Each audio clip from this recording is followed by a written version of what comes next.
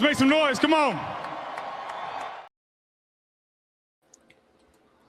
We're right indeed, Nick Foles. Let's make some noise. Welcome back, everybody, to another fun-filled episode of The Final Word with MattyB here on the It's a Wrap Sports Network.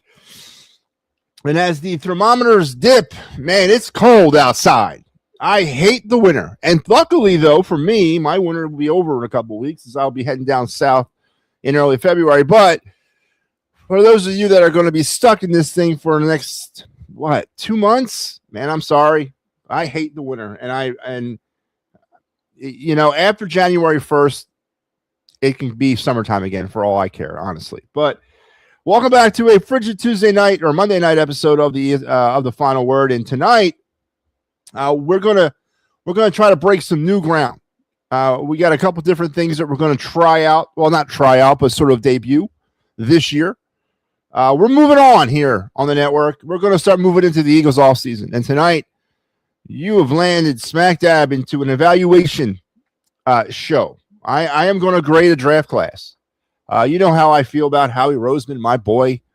As I would, we would walk hand in hand into eternity together. Tonight, as we begin to sort of pick up the pieces of the Eagles and move forward into 2026, we're going to look back and we're going to evaluate one of his draft classes. It is time to lay down the final verdict of the class of 2023.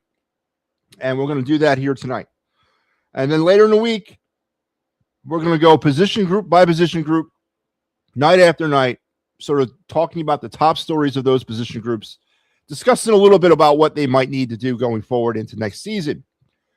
We also got a lot of baseball to get into as we still kind of feel the sting of no Bo Bichette. Mets today officially announced that Bichette will play third for them this year. That means, I guess, Beatty will go to first. I don't know what they do with Vientos, who's a good young player, but the Mets have announced that they will play Bichette primarily at third base. Hall of Fame news in the news. Tomorrow at 6 p.m., the class of 2026 of the Baseball Hall of Fame will be announced. And right now, with about half the vote in, or I should say half the vote publicly released, 50% of the ballots released, Chase Utley is sitting at around 69.5% of the vote. He needs 75 to get in. There's a good chance we may have another Philly going into the Hall of Fame this year. Last year it was Dick Allen, posthumously. This year could be, fingers crossed, Chase Utley. And we'll get into some of the news about the other Phillies that are currently on the ballot as well, because a lot of them are doing pretty well, surprisingly well, honestly. And we'll talk a little bit about that tonight, too.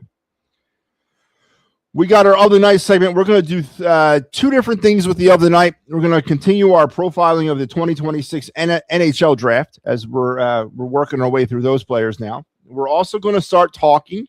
Yeah, it's that time of the year. We're going to do our first Philly Spotlight player of the year tonight. So I'm trying to make it feel like summertime as much as I possibly can on a late January Monday night.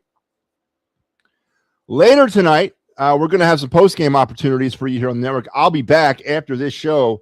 We won't be doing a twofer because the Flyers are currently just getting started in the second period out in Vegas. But I'll be back later when that game goes final, and I'll be hosting the Clear the Ice program tonight. Flyers, Golden Knights. Then I'll be back on Wednesday to do the Mammoth. And before I yield to Mike Lauro on Friday, that he has the Avalanche, as the Flyers are meandering their way through the desert and the mountain time zone this week, facing some really stout competition. And I said this, I think, yesterday or Saturday after the dreadful homestand, a dreadful January. This really isn't what you do to get better. The Flyers are holding their own tonight, though, holding a 1-0 lead into the second or early parts of the second period. But we'll have some Clear the Ice a little bit later. And your day in Philadelphia sports history. All that stuff tonight, wrapped in a tidy little bow here on the program. Good to see you all. Adam, happy Monday night as well to you. Super Bowl winning MVP. I know I always forget to say that. And I apologize to Nick Foles every time I forget that. You know, the Hurts huggers throw around Super Bowl winning Jalen Hurts all the time. I got to be better. I got to be better with that when it comes to Nick Foles. Joe Hale says, what's up? Hey, Joe. I can't wait for the Down on the Farm segment to come back soon. Yeah, I mean, well, yeah. I mean, we got to take it baby steps. Honestly, obviously, baby steps. It's January 19th. Happy MLK Day, by the way, everybody. Hope you enjoyed your holiday if that affected you. We got to take baby steps. Down the Farm is a fun segment. I enjoy doing it. At least a lot of work. There's a lot of work to put that thing together every week. But I enjoy doing it, and it educates me, and I hope it educates you as we as this year. I think honestly this year we are going to really have to pay attention to our minor league players. The Phillies, you know, they have not made many big splash moves this year, this offseason. Yes, we haven't. And I honestly didn't think they would, to be honest with you. Kyle Schwarber was, you know, I thought one splash move, either Kyle Schwarber or Pete Alonso, that kind of thing. I never anticipated a second one. And they did that with Kyle Schwarber. They brought him back. And there was a lot of talk. And, you know, as we get closer to the baseball season, we'll get more into this. That Dave Dombrowski really did talk for one of the first times at length at that end of season press conference back in late October. He talked about by name some of the future stars, you know, Crawford, Raconis, Painter, Miller. He mentioned them by name. Otto Kemp. He mentioned them by name.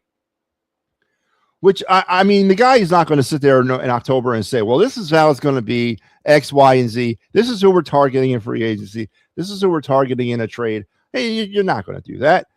But the fact that he mentioned these players by name actually makes me feel pretty good, because I really think that this year, you know, it should be a targeted youth movement. I've said that from the very beginning.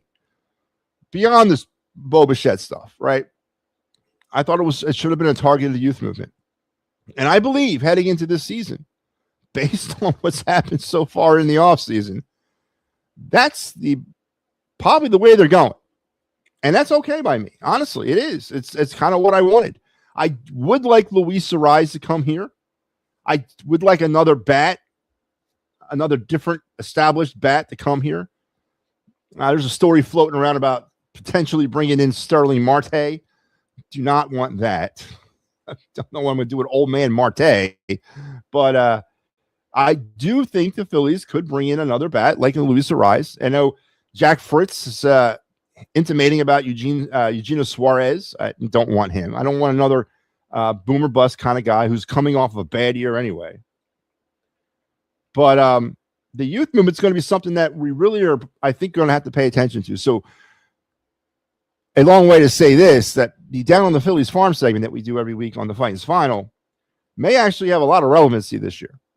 One, in players that we might be seeing in Phillies pinstripes, and two, players that we might be seeing being traded at some point this summer in order to kind of backfill some needs. And also the fact that even though the Phillies haven't made any big splash moves, they've made a lot of lesser moves, a lot of minor league signings, a lot of guys going from one minor league organization to the next. Now, mainly those types of signings are, call them camp bodies, call them filling out a minor league roster, typically on the AAA side. But there's some decent pitching talent that was brought in here that's going to start the season out in Lehigh Valley on the relief side. Now, think what you want, because I actually think they did okay with the bullpen. I thought the bullpen got improved. I do. I still not digging. I would have liked another late inning option, another arm out there. But they really plussed up the middle relief and long relief side of their organization, both at the major league level and at the minor league level. And I think the Phillies anticipate having to use a lot of these guys because of the uncertainty with the rotation to start the season. So we'll probably be talking about some names that are not household names this year, and that's good. That's what I wanted. So yes, a very long way to say I cannot wait for the Down on the Phillies Farm segment either. Ricky says hi. Was just on the phone. Well, Ricky, Joe, please pass it on to Ricky. I hope he's doing well. And get him some Wi-Fi, goddammit. What hospital is he in doesn't have Wi-Fi? Come on, man. Have Ricky Deal talk to his nurse and get some damn Wi-Fi. Needs to listen in. I need the viewership. Hospital be damned. No, seriously, tell Ricky I said hi, honestly. And I hope you relayed our best wishes to him as he's recovering from stomach surgery, I believe. All right, so we got a bunch to get into. Can't wait to break down the class of 2023. Can't wait to talk some Chase Utley, potentially getting into the Hall of Fame, and some other Phillies that are currently on the ballot. I don't know if they're going to get in, but there's some positive numbers with some of these players that I was really surprised with 50% of the vote in. Some of these guys are doing really well. I'm very surprised about that. And we got some bunch of prospects to talk about and some spotlight players. So let's get it going. Let's strap it in, strap it on, strap it up. Keep your head, hands, and feet inside the car at all times. And here we go with our day in Philadelphia sports history, a day that will live in infamy in my life. I remember where I was, what I was doing.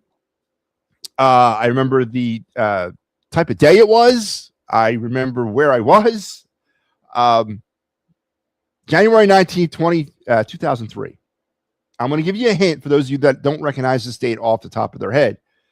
I'll give you two hints. It's Eagles related, and it's the final game the Eagles ever played at Veterans Stadium. And I think I might have already, I hope you already know the game I'm referring to. It is the absolute, probably as an Eagle fan, the hardest loss I've ever endured as a fan in my 52 plus years on this planet. This game, January 19th, 2003, NFC Championship game, Eagles and Buccaneers, final game at the Vet. Just a game that had no business working out the way it did. The Eagles had no business not moving on into the Super Bowl. Would have been Super Bowl 37, I believe, at this point, 37, to face off against the Oakland Raiders. They had no business not going. They were playing the Tampa Bay Buccaneers, a warm weather team, in a frigid day in Philadelphia. Gray, cold, nasty cold, like today. It was the final game at Veterans Stadium. The Eagles were the better team on paper all season long and on the field all season long, and they came out there, and after the big Brian Mitchell kick return and then the Deuce Staley touchdown run, went away, disappeared, completely vanished in that afternoon. And then it all ended on the Donovan McNabb, Rondé Barber, is it Rondé or TQ? Rondé Barber interception. And he was running down the sidelines. And with it went our dreams of Super Bowl glory in 2003. And also went the end of the Veterans Stadium for the Eagles. I was in a bar on Frankfurt Avenue. Man, I don't even remember the name of the bar. I don't even think it's there anymore. And it was the late game. The Eagles were the late game that day. It was like a 4 o'clock, 3 o'clock start. I got there like an hour before the first game. So I was pretty, I was pretty lit up by the time that game started. And, it was high energy in the beginning, man. As I said, the kick return by Brian Mitchell and the big run by Deuce Staley. But after that, it started sucking the energy right out of the building, right out of the air. And I fell to my knees in the middle of a bar watching Rondé Barber run down the seam or run down the sidelines of Veterans Stadium after that interception by McNabb and sealing the deal for the Buccaneers. Just the hardest, absolute. If people ask me what's the hardest loss I've ever endured as an Eagle fan, it's that championship game loss against the Buccaneers. There was no business. The Eagles had no business not advancing on the Super Bowl 37. None. And it was snatched right out of our hands. So, you know, a lot of fans were feeling bit last week by losing to the 49ers.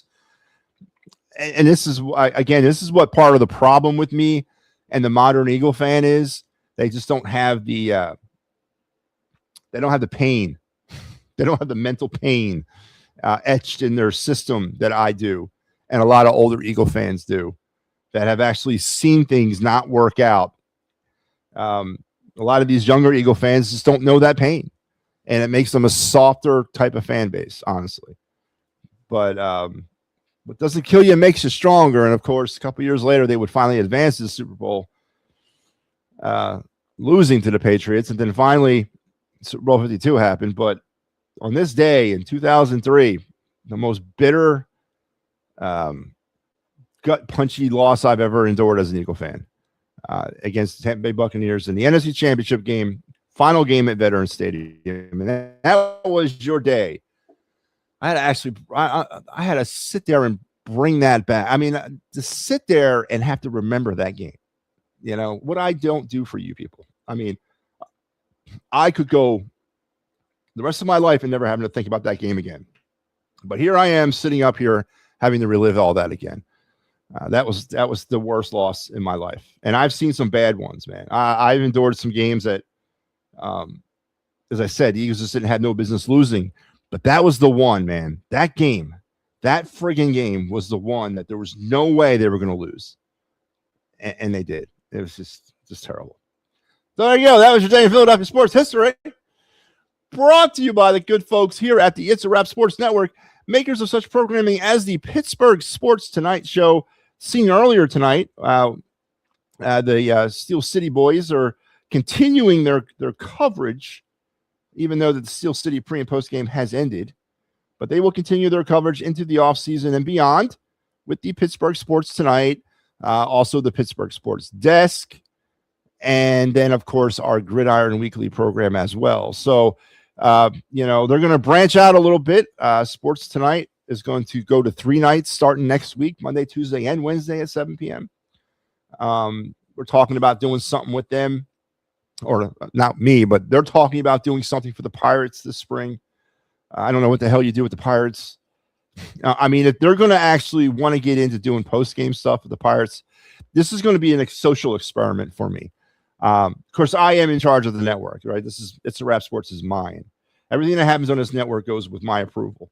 Nothing happens on this network without me knowing about it. Let's put it to you that way. And if we decide to go ahead and do a post-game show for the Pirates, I'm fine with that. They can do that. They better. But under one stipulation, they got to do every game. Every game. All 162. Because they're not going to make the playoffs. All 162 games of a Pittsburgh Pirates season has to be covered here on this network. And I want to watch the de-evolution of John as he goes from late March to late September doing Pirates postgame.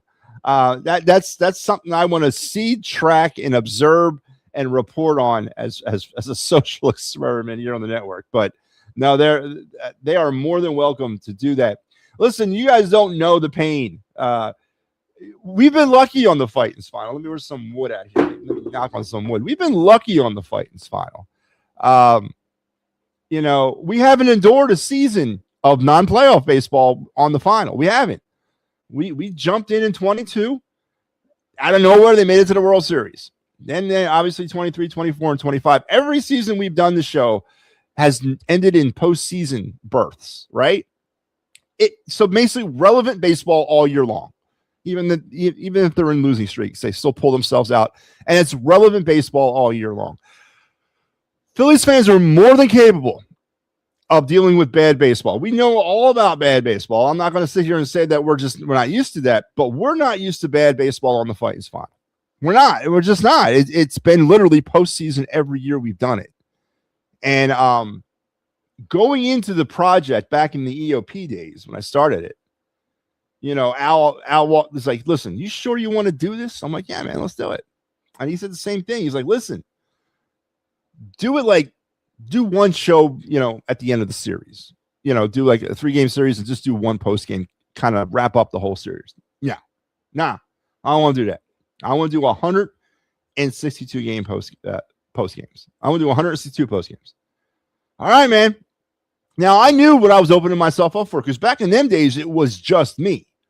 I did the entire 22 season on my own. I let in some other people at the end to help me out in the postseason, but it was just me who did the whole season on my own. And thank God we had relevant baseball all year, because I was prepared to talk about a bad baseball team as we got through the season, but it didn't happen that way. And I don't think it's going to happen in 2026. I honestly don't. I think the Phillies are still a playoff team, and I'll get a little bit more into that a bit later on the show. But if they want to do a Pirates post-game show, I am 100% down for that. But they're going to do every game, every stinking game they're going to do, and I just want to see how that de-evolves as we move through the season, so that their role is going to expand in different ways here. Even though the football season is over, just as in watching the NHL Network, there was a goalie fight between the Sharks and the Panthers. Yeah, Bobrovsky was duking it out with the Shark goalie. Yeah, well, I saw that. I think it's stupid. Goalie fights are stupid. They have too many pads on, man. And Bobrovsky was throwing punches with his mask still on. So, hey, it's kind of stupid. Wow, the Bills have fired the Eagles defensive coordinator Sean McDermott, who grew up in Delaware Valley after. Yeah, I mean, that was the news that came out this morning. Sean McDermott out in Buffalo. That's 10, to include the 2 head coaches that got fired in season, Brian Daboll and Callahan. That's 10 head coaches that have lost their jobs in the NFL in 2025. Is that like a record? That's got to be up there, man. That's got to be way up there. I haven't researched that, but that's got to be one of the a record type situation. It's amazing. That's almost a third of that is a third of the league lost their job this offseason. Absolutely amazing. A lot of programs in Buffalo, obviously, heading into a new stadium next year. Still in a position to be a Super Bowl contender if they can get Josh Allen some weapons. And, it's amazing. But it was the right move. It was I actually support every one of the firings. I think they're all justified. Every single team that decided to move on from their head coach were justified firings. How Aaron Glenn survived in New York with the Jets, I don't know, but every one of those firings of this season were justified. It would have been nice to have one more coming out of Philadelphia, but I guess I'll have to wait another year for that. But all justified firings, but just an amazing number of 10. 10 coaches, man, lost their job in 2025. Open up some avenues for some new people, man. But yeah. All right, so let's get into some. Let's talk Eagles. Let's talk Eagles offseason. Let's get into, instead of dwelling upon the A.J. Brown drama, and now the reports are coming out that he has been requesting trades all season long. As early as week 3, he requested a trade allegedly to get out of here. Let's move past that for one night. Let's put that crap down for one night. Let's turn off the soap opera for one night. And let's actually talk some football, right? We are into the offseason, like it or not. We're down to the Final Four. You got the championship game going on tonight in college football. It's coming to an end. So it's never too early to start looking ahead at what the Eagles are going to have to start to look at going into 2026. And one of those big contributing factors, one of the rivers that run into the ocean of the Eagles, is their draft classes, right? Is how they do every spring in the draft. And I think in football, and we saw it a lot this year. And again, I posed this question last night, and I'll pose it again. Was the parity that occurred in the NFL in 2025 this year, was it an anomaly? Is the old guard going to return in 26? Was this sort of a slap in the face for some of those perennial teams like the Eagles, the Chiefs, the Lions, to kind of get their act together and start, maybe take it off autopilot and be like, hey, listen, we really got to clamp down here because there's some young and up-and-coming teams nipping at our heels? Or was it just a glitch in the matrix and just happened to be one of those years, right?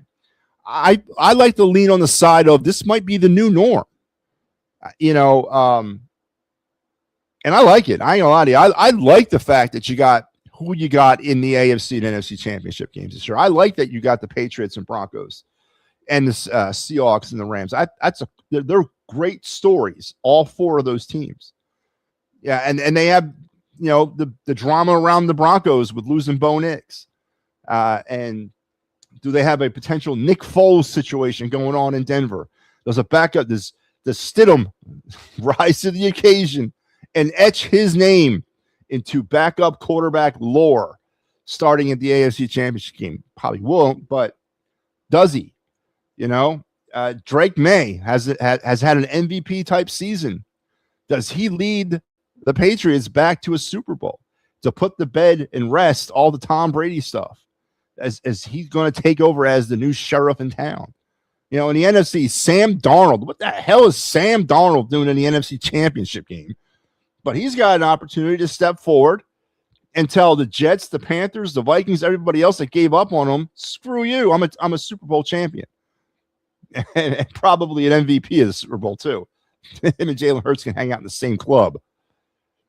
And you got the Rams, you know, who might be the most veteran of these teams when it comes to playoff contention. Does Matt Stafford find his way, who had himself an MVP type season? Do they find their way back to the Super Bowl and another opportunity at Super Bowl glory?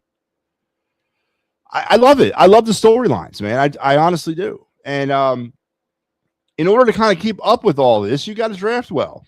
And we don't draft well notoriously here in Philadelphia. I know with some of the big, sexy names, Jalen Carter, Devontae Smith, people are losing sight of the fact that Howie Roseman is still a mid-drafter. He is. He hits every now and again. And tonight, we're going to provide a final grade on the class of 2023. Yeah, I'm not grading the class of 25 tonight. I'm not grading the class of 24. I give each draft class 3 years of NFL experience before I throw down any kind of grade on them. And like these idiots that grade Howie Roseman coming out of literally coming out of the draft on that draft class. Oh, you got an A. How the hell do you know that? How do you know that? The guy hasn't played a game in the NFL. You're going to give him a letter grade? How do you know that? So I wait 3 years. And tonight, it's the class of 2023's turn to get evaluated by me. And this is our first step in the Eagle offseason plan. And it starts tonight. So without further ado, let's get to it. Does Sean McDermott become an offensive coordinator? Now, he probably won't. He's a defensive guy. He's got a defensive background. I don't know. Maybe wouldn't mind making him the head coach. Yeah, Star Wars is right. He was a defensive guy. 10-0 Indiana at half. All right. Joe Hale's reporting on the national championship game. How you doing, Jorge? What's going on, man? What's going on with you tonight? All right, let's get into the class 23 because I've been waiting for this. Let's have some fun with this.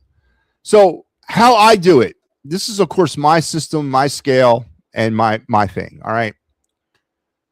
I just want to lay down some foundational ground rules on how this happens. So since 2013, I've been tracking every player the Eagles have drafted, and I've been following their success, failure, whatever it was throughout time and history. Now, I know there's an argument to be made that Howie Roseman has been drafting since about 2013 with this team. A lot of people are going to say that Lane Johnson was Howie Roseman's pick. A lot of people are going to say Zach Ertz was a Howie Roseman pick. Some of you will even go out on a limb and say Jason Kelce was a Howie Roseman pick. They weren't.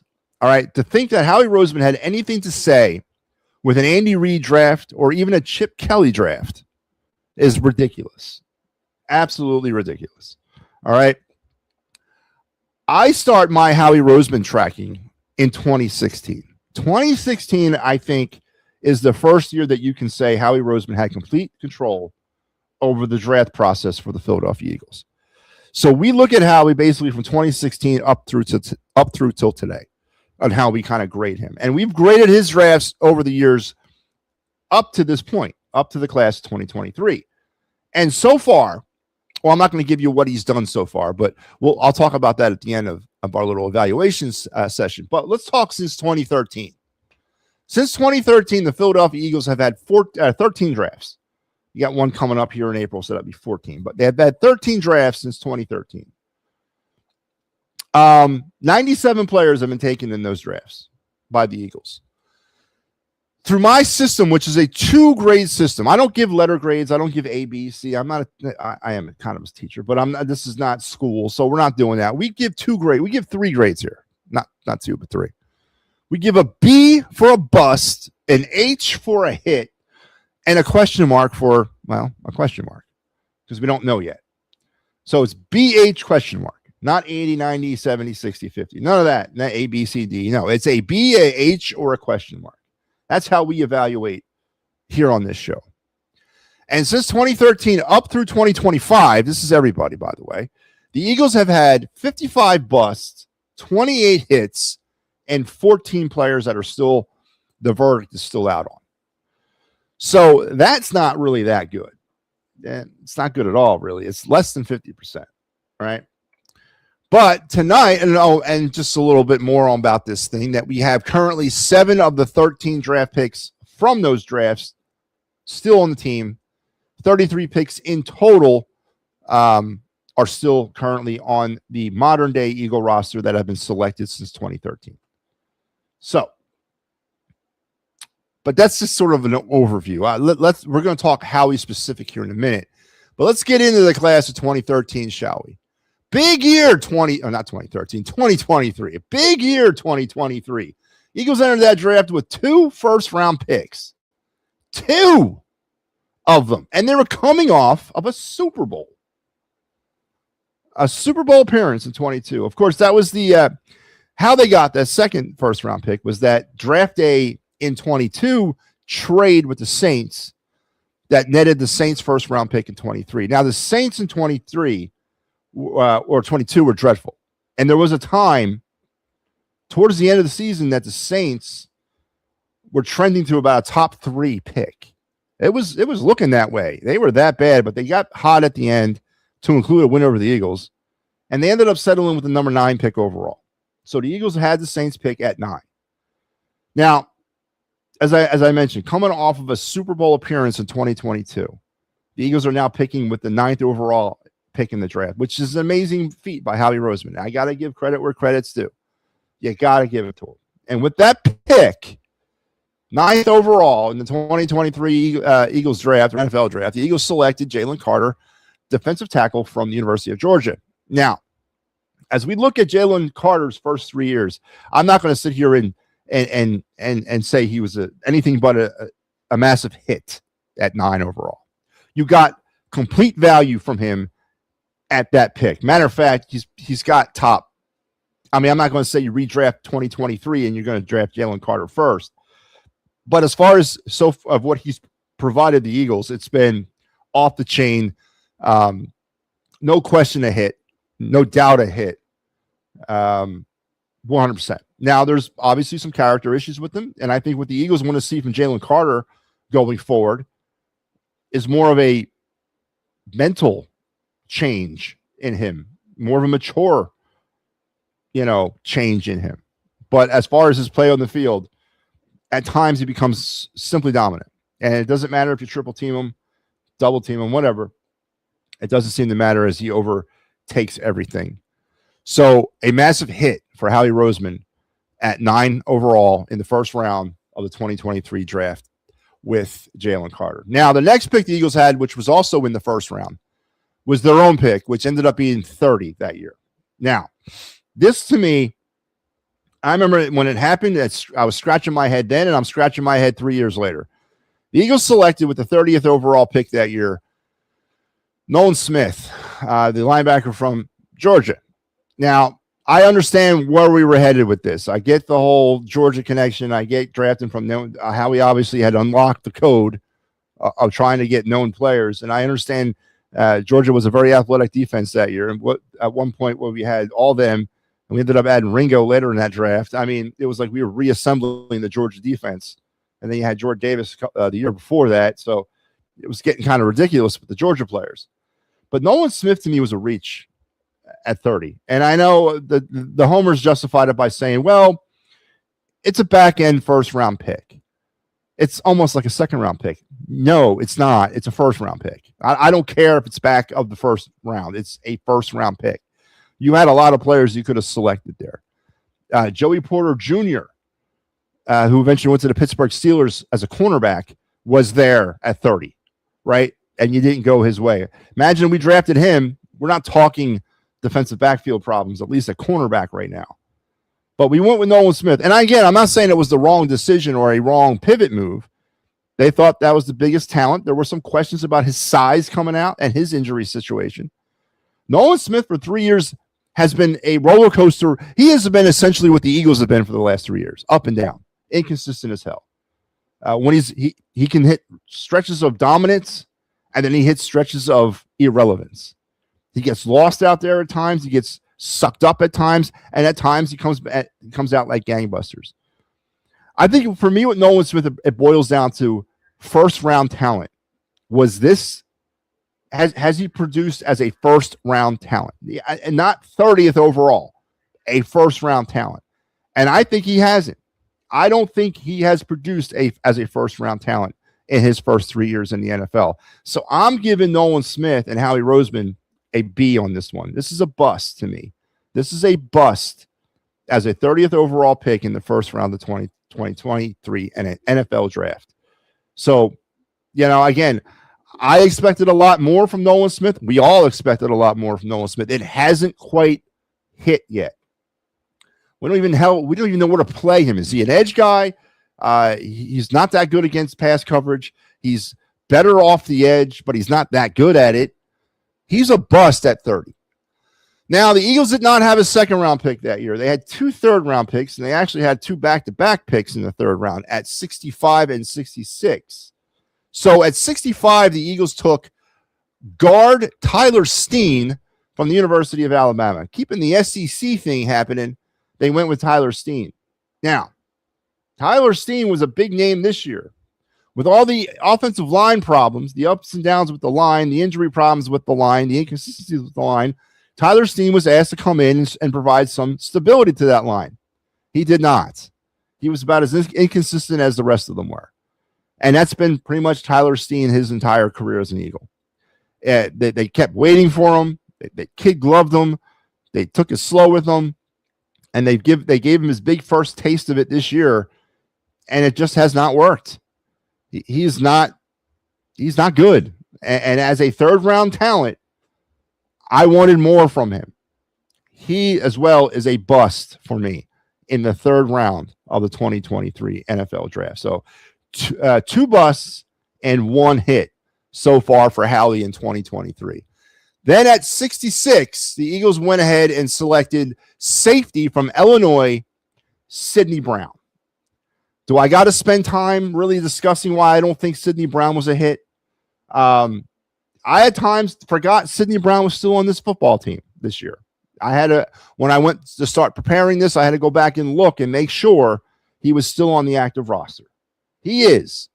So I want to hear anybody out there try to argue with me that as a third-round draft pick, you believe Sidney Brown's a hit. He's not. It's time to level down and give him the final grade he deserves, which is a big old B, a bust. The Eagles then picked in the 4th round, 105th overall. They took a cornerback from Georgia. By the way, Sidney Brown was from Illinois.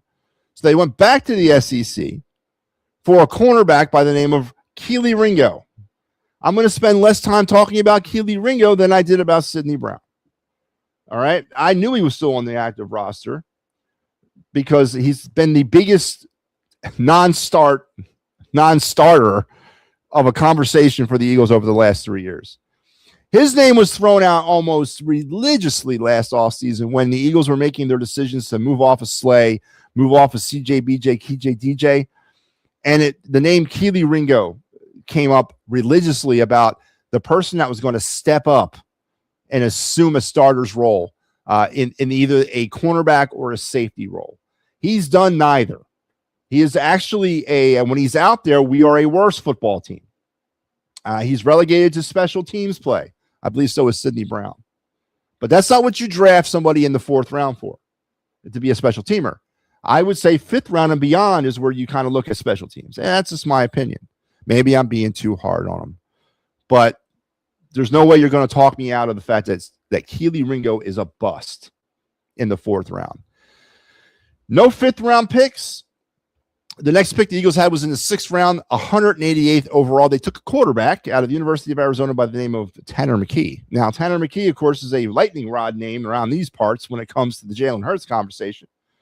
But that's not what we're here to discuss. I'm not here to discuss Tanner McKee's heir apparentness to Jalen Hurts. I'm here to discuss that you got from a 6th round pick, you got a player that hung around on an NFL roster for 3 years and worked his way up to backup quarterback in 2 of those 3 years. And he's a very competent backup. And I believe he's going to be part of some sort of trade package at some point this year that someone's going to want. I think it's an absolute hit, even though he hasn't really performed at this level. But the fact that he's hung around on the team for the last 3 years as a 6th round quarterback says a lot about Tanner McKee. Says a lot about what they think of Tanner McKee. And I know, again, the conversation about Jalen Hurts and Tanner McKee is a lightning rod. It's a charged one. I don't have the strength for it tonight. But the bottom line is Tanner McKee's a hit in the 6th round. He's an absolute hit. It's an absolute hit. So I'm going to give the hit there. And then the final pick in that draft that year was in the 7th round at 249, defensive tackle out of Texas, Moro Ojomo. And again, as a 7th round value pick, the fact that he has been a constant member of the defensive line rotation for the last 2 years, it says a lot about Moro Ojomo. And also says a lot about Howie Roseman's late round drafting ability to come up with the hits in the 6th round and a hit in the 7th round. So Moro Ojomo, who has been one of the more stalwart players contributing on that defensive line rotation, it's obviously a hit for me. So that's a hit. So let's recap. I got 1, 2, 3 hits and 1, 2, 3. I got 3 hits and I got 4 busts. So I guess if we're doing some fuzzy math, you're a little bit lower than 50%, or I don't know, 45, 46% with the class of 2023. The bad problem about the class of 2023 is the picks, those mid-round picks, right? The Steen, Brown, and Ringo picks. The miss on those 3 back-to-back. That's tough. That's tough to survive. And we saw that. We felt that this year. And to say we didn't, that's ridiculous, because we were looking for more out of Tyler Steen. We're looking for more out of Nolan Smith. You were looking for something out of Keely Ringo and something out of Sidney Brown, and you got none of it. You've got none of it. And if you had to rank these individuals as like who had the best season, I guess Nolan Smith would be up there as the best of the worst. Tyler Steen's second. And then Brown and Ringo, I guess you would rank them that way. But the bust on basically, you hit with Carter and then you bust until you get down to the 6th round. That's not good. Howie needs to be better with that. And we felt that this year with the class of 2023. So 3 hits and 4 busts. Now let's go down to Howie's overall grade. And I've been keeping track of this. So since 2016, again, as I've said, that's 10 drafts, 76 players. Howie has had complete autonomy on selecting. 5 out of 10 first-round draft picks still remain with the team. 30 overall picks still are with the Eagles from 2016 on. That's about 39.4% of the players on this football team are part of Howie's draft classes.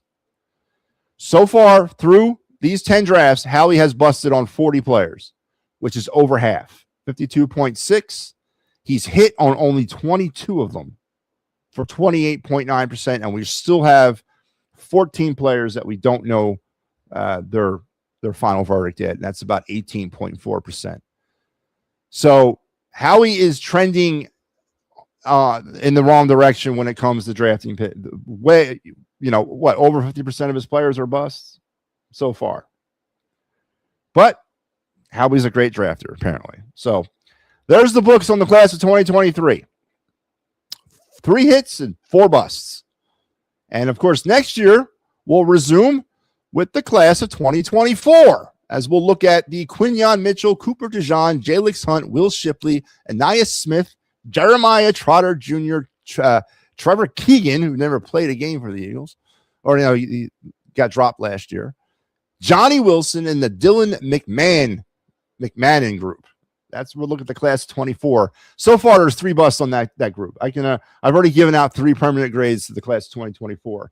3 of them are busts. Guess which ones? But that'll have to wait till next year. So there you have it.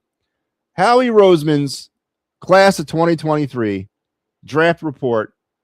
3 hits and 4 busts. and a really bad between, the back end of the first round all the way up to the sixth round. Just not good. And I hope you enjoyed that. I enjoyed giving that to you here on the show tonight. Let's see, where am I at? Good Lord. I miss the past, brother. Always cry about memories. Where are we at here? I'm way behind on this. Nothing much. It's repeating stream. I'm confused, brother. It says 2023.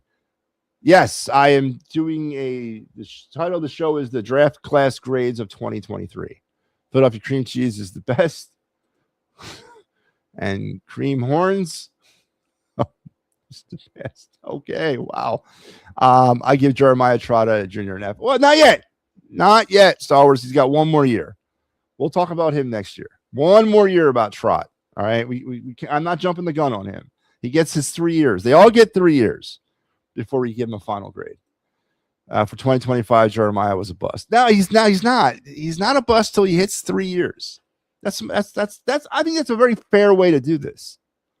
Because I can say the same thing about Jihad Campbell this year. He's a bust, but I'm not going to say that because he gets 2 more years. Sidney Brown's twin brother Chase went 5th round that year. Clearly took the wrong brother. And what were they doing drafting anybody by the name of Brown anyway? Wasn't it this similar situation with the cornerback out of Oregon back in 2017? The one that tore out his ACL or something? Eagles keep A.J. Brown. We'll see, little G. We'll see. For 24. Do you know Haley White? I do not. Cooper DeJean was a hit. Again, he is, but I'm not talking class 24 till next year. Puka Nacua went in the 5th round. He did. But when I look back at the class of 23, and I look at the Nolan Smith pick at 30, and I see Joey Porter Jr. taking about, 3 picks later? This is the first round, or the first pick in the second round. And I look back and I say, you know what? And I remember that. And I remember thinking, we need a cornerback. Why are we not taking a cornerback? I just really wish they would have done that. We would not be talking about our DBs right now. We would have a lockdown 1 and 2 corner. It would be, I just think they'll be definitely missed with Smith. I do. She is making YouTube, brother. I have no idea. I have no idea who that is. All right. So there you go. There's my final draft grades of the class of 2023. Hope you guys enjoyed that. And that was brought to you by the Birds Blast, the quintessential Eagle pregame show entertainment. We will be back with our final episode of the Birds Blast season 2025 here on the Thursday after the Super Bowl. And me and Kyle will wrap everything up. And we'll actually probably talk a little bit about the draft class and the upcoming draft class that the Eagles will be involved in. And maybe we'll dive a little bit into the schedule for next year. We'll put a pretty little bow. I'll get Kyle's takes on the 49er game. I'm going to give it 3 weeks before I have to talk to him about it. So we'll have one more episode, and then we'll wrap that up on the Thursday after the Super Bowl. So make sure you guys are back for that. Good night, my man. Have a good night. But yeah. So all right, let's take a pause here. Let's get into the of the night segment because I got 2 things to do in the of the night segment. And remind everybody that I think it's 1-1 now, Flyers Knights, as they head into the second intermission. So I'll be back at the end of that game to give you the clear of the ice. But let's get into the of the night segment tonight here on the show.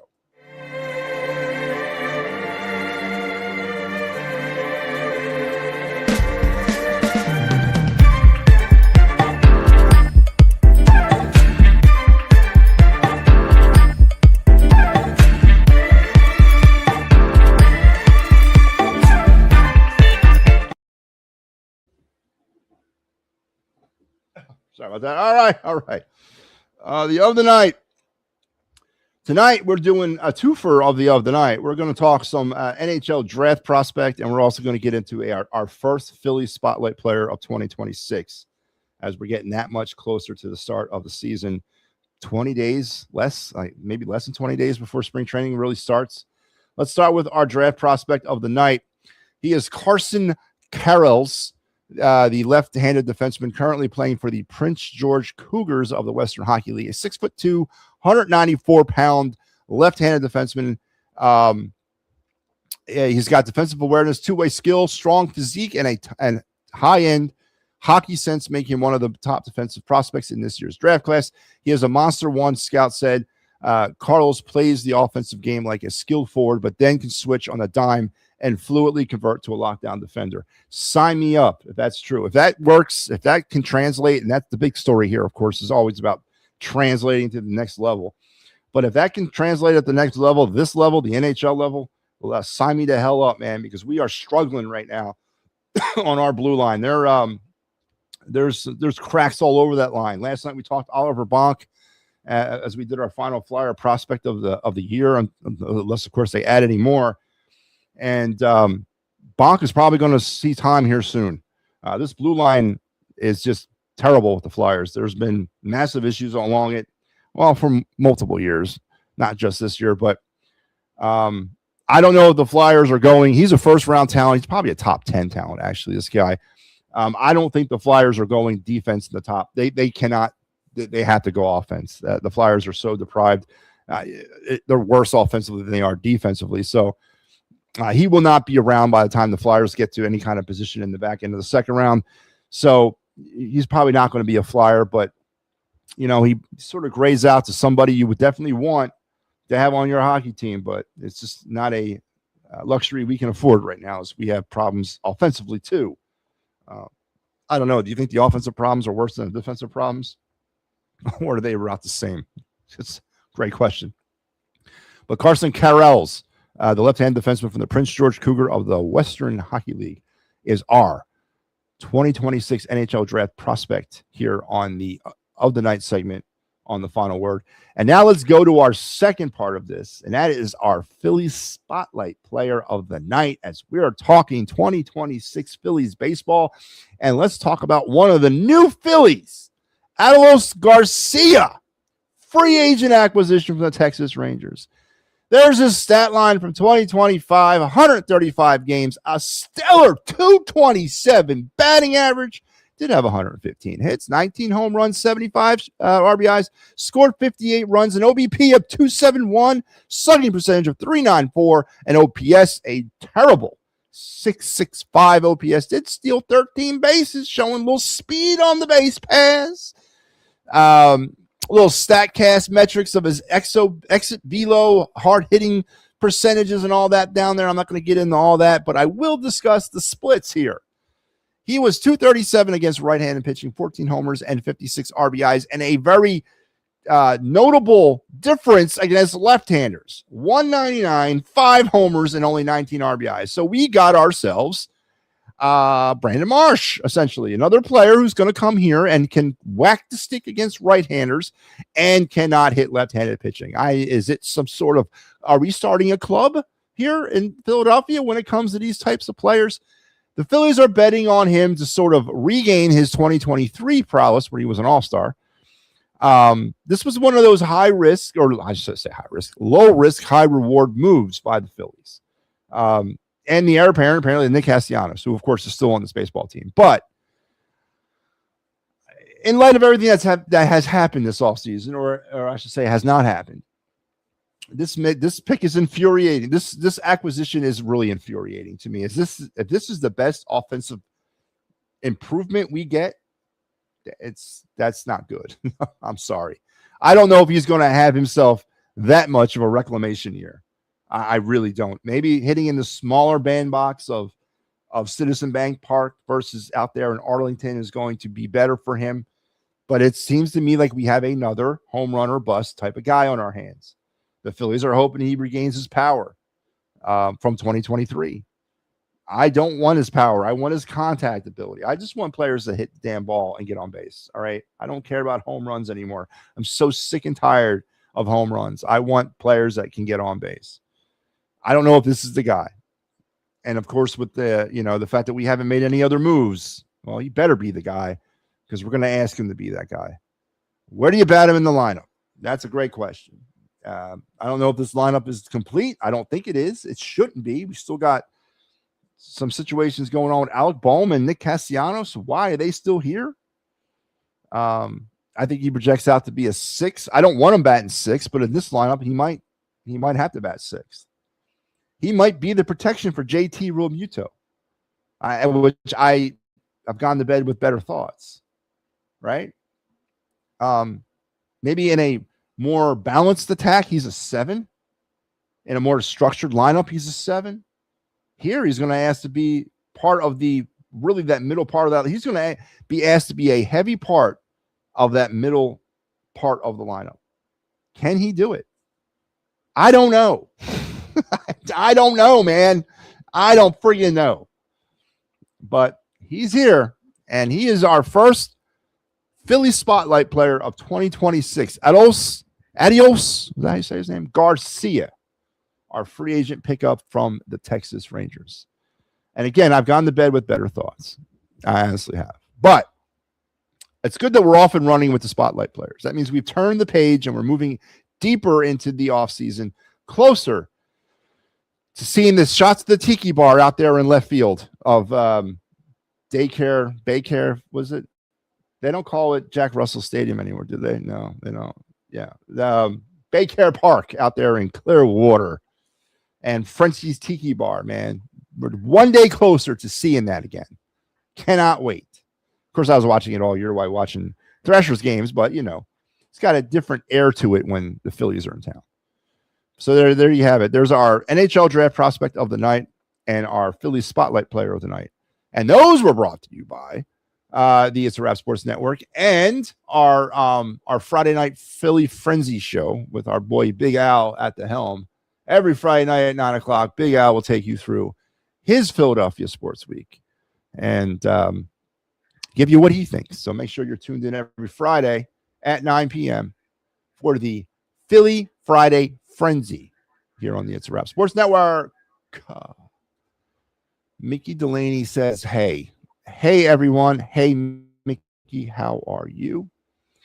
We're about to the end of this show tonight, but remember, in about 17 minutes and 43 seconds, I'll be back for Clear the Ice as the Flyers and Golden Knights are rocking out in Vegas right now. It's 1-1 as we get into the third period. So I'll be back a little bit later on to do Clear the Ice. But before I say goodnight tonight, I do want to hit on the Hall of Fame situation currently. So tomorrow at 6 o'clock, the NHL, or not the NHL, but the MLB or the MLB Network. I get so pissed off when people call it the MLB Baseball Hall of Fame. It's not the MLB Baseball Hall of Fame, just like it's not the NFL Football Hall of Fame. It's the Baseball Hall of Fame, and it's the Football Hall of Fame. These are completely unaffiliated facilities to recognize baseball and football and hockey and basketball talent from around the world, regardless of what league they played in. And but tomorrow, and of course the MLB is a huge part of it. It's the most of it. But tomorrow, the class of 2026 will be revealed for Major League Baseball and their Hall of Fame class. And Chase Utley currently is one of the headlining names that is making a lot of traction in the vote. A graphic was put out today with about 51% of the public vote counted. So about half of the vote counted. Chase Utley is sitting at 67.9% of the vote. You need 75 to get in. Could this actually happen? Could Chase Utley actually get in to the Baseball Hall of Fame? Could we actually have a number retirement ceremony on top of everything else that is going to be cool with Philadelphia baseball this year, on top of the All-Star game, on top of the Futures game, the draft, the World Baseball Classic, on top of all of that, America's 250th birthday, on top of all that, are we going to have a number retirement ceremony at Citizens Bank Park? Is 26 going to hang out there in Ashburn Alley next to 20? All right, next to 1? Next to 36? Are they going to actually have 26 out there? I hope so. I really, really do. And of course, having some ties to the Cooperstown area that I do. I work there all summer. I work up there. So I will definitely make sure the It's a Wrap Sports Network is covering that event live. And that'll be fun. That'll be very fun. But Chase Utley, 67.9% of the vote counted, of 50% of the vote counted. So tomorrow at 6 o'clock, the announcement will be made officially, and MLB will have it. The MLB Network will have it. How are the other Phillies that are on the ballot doing so far with 50% of the vote counted? Bobby Abreu's got 39.1%. Cole Hamels, amazingly, how does this happen? 31.2% of 50% of the ballots have gone to Cole Hamels getting into the Hall of Fame. Simply stunning. Jimmy Rollins, only 24.7. That's stunning for a couple different ways. Jimmy's getting in. He's not going to get in this year. I would have loved to have both Jimmy and Chase get in together. But that's all right. We'll spread them out. We'll get more. One a year for the next 3-4 years. I'm down with that. Jimmy will get in, but it ain't looking like it's going to happen this year. Hunter Pence, I don't really claim him, but it's got 0.5% of the vote. And Howie Kendrick, and I really don't claim him, stands at 0% of the vote. So the big news is we could have ourselves a Hall of Fame second baseman, Chase Utley. 67.9% of the vote that's been released of 50% of the ballots. 50% of the ballots have been counted. And that number has been released. And Chase Utley has already garnered 67.9% of the vote. It's looking good that Chase Utley is going to find his way into Cooperstown tomorrow. And collectively, as Phillies fans around the world, we need to go to bed praying, thinking good thoughts to get Utley into the Hall of Fame. And again, as I said, Rollins not looking like he's going to, but he'll get enough votes to stay on the ballot, and we'll push hard for him in 2027 to get in. But it's looking good for Chase Utley to find his way into Cooperstown. And tomorrow, hopefully, when I come on the air at 9:00, we'll be talking about Hall of Fame second baseman Chase Utley. And of course, we'll go in. Now, I'm not going to go out and say, he did play 3 years with the Dodgers, I think it was, right? 3 years, 2.5 seasons. He would not do that, right? He wouldn't do that to us. Throw away 13 years as a Philly and go in as a Dodger. Nah, I ain't doing that to us. But here's good luck to Chase Utley as he hopefully is in Cooperstown at this time tomorrow. So keep our fingers crossed, everybody. 67.9% of the vote of 50% of the ballots released. It's looking good. It's looking real good. So here's the Chase Utley and Cole Hamels, man. Cole friggin' Hamels with 31% on his first ballot out of 50%. I mean, that's impressive, man. Bobby Abreu's 39%. That's pretty good. Jimmy's 24 sucks. How does Jimmy Rollins have less than Cole Hamels? Amazing. But one step at a time, folks. Let's go to our favorite segment of the night.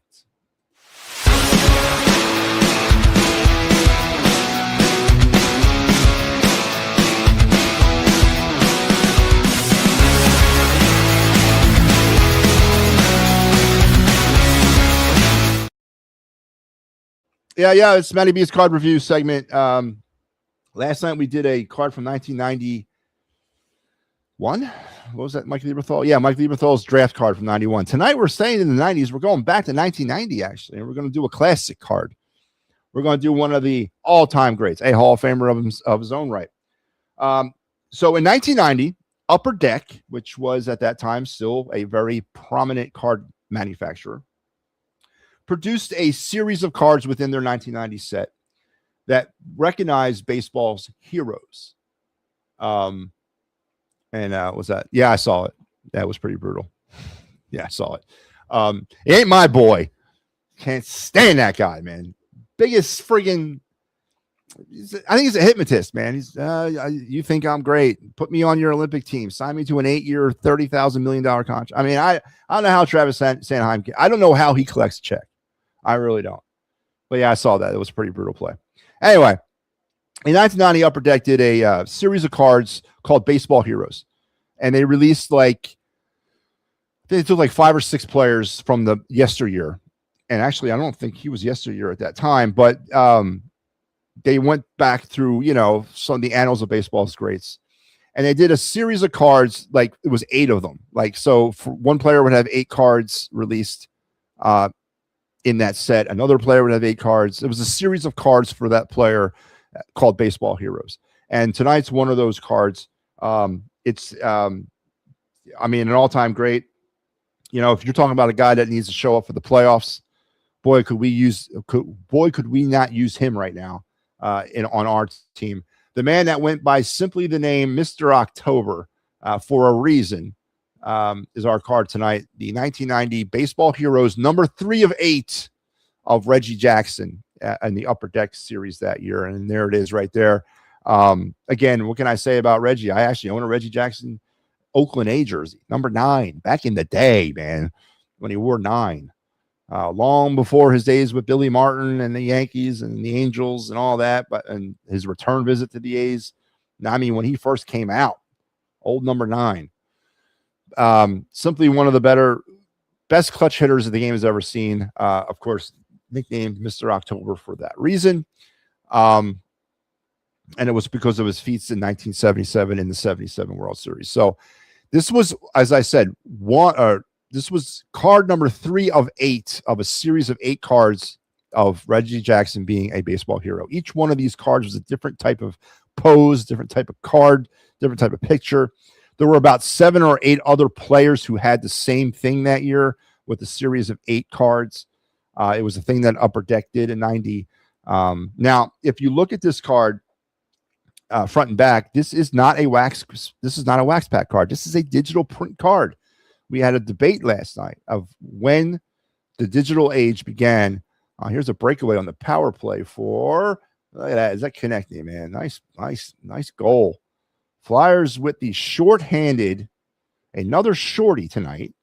That is shorty yesterday, right? Or shorty on Thursday against Pittsburgh. They get a shorty tonight from Konechny on the breakaway. His second goal of the night. Flyers are up 2-1. Their 4th shorthanded goal of the season. Nice little turnover there, and he just goes all in and beats him short side, man. Nice play. 2 goals tonight for Konechny. That's really good to see. But anyway, back to Reggie Jackson.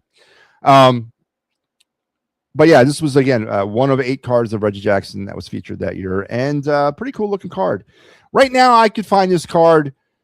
Depends on, I've actually saw somebody trying to sell this card for $150 on eBay. I don't know if anybody would pay that, but I wouldn't, not for this card, for a 90 Upper Deck. And again, the digital debate continues because this is a digital print. This is not a wax pack card.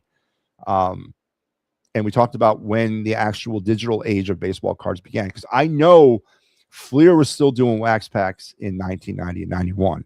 They were. Tops and Upper Deck were not. So when does the true age of digital cards begin is a debate we had a little bit last night. But this is a digital card from 1990 in Upper Deck. Baseball Heroes set, or Baseball Heroes insert, the Reggie Jackson series of 8. This is number 3 of 8. And again, I saw this card. Someone was trying to sell it for $150. I saw it for $5 legitimately. I saw it for 15. So, again, it all depends. And this is with every card. It all depends on the seller or what the buyer wants and how much you want a Reggie Jackson. And there are huge Reggie Jackson fans out there. And here it is in its physical form. That is not a live ink signature, by the way. This was part of the series. Each one of these cards has the digital embedded signature on it. So this is not a live signature, but again, there it is. Card 3 of 8. You can see there on the back. Pretty cool card, as I said. Anytime you run into a Hall of Fame card, and hopefully tomorrow at 6 o'clock, I'll have to, all the Chase Utley cards that I do have, which is not many. I only have like 2 or 3. But they'll be considered Hall of Fame baseball cards too. But Reggie Jackson, 1990 Upper Deck, Baseball Heroes, set of 8, card number 3 is our baseball card review of the night. Anywhere between 5 legitimately and about 50. Well, I'd say anywhere between $1 and $15. Someone I saw was trying to sell it for $150. I'm not buying that for $150, but somebody might. And that is your baseball card review of the night. And that, folks, is going to take me to the end here as I got to prepare for some post game. I'll be back when this thing goes 0 out in Vegas. Flyers are up 2-1 on a powered by a Travis Konechny shorthanded breakaway goal just a few minutes ago as we get to the midway point of the 3rd period. So I'll be back for the Code of the Ice a little bit later on. And then after that, I'll be back tomorrow night. Here's our schedule on the network for the rest of tonight and on into the rest of the week. Again, I'm back for Clear the Ice tomorrow to Pittsburgh Sports Tonight. Props, Locks, and Parlays returns, and I will be back at 9 o'clock, hopefully with great news about Chase Utley. So until I see you for the Clear the Ice program, you guys have a great rest of your night. See you in a couple hours, or probably about an hour, or actually less than an hour, with some Clear the Ice. Take care.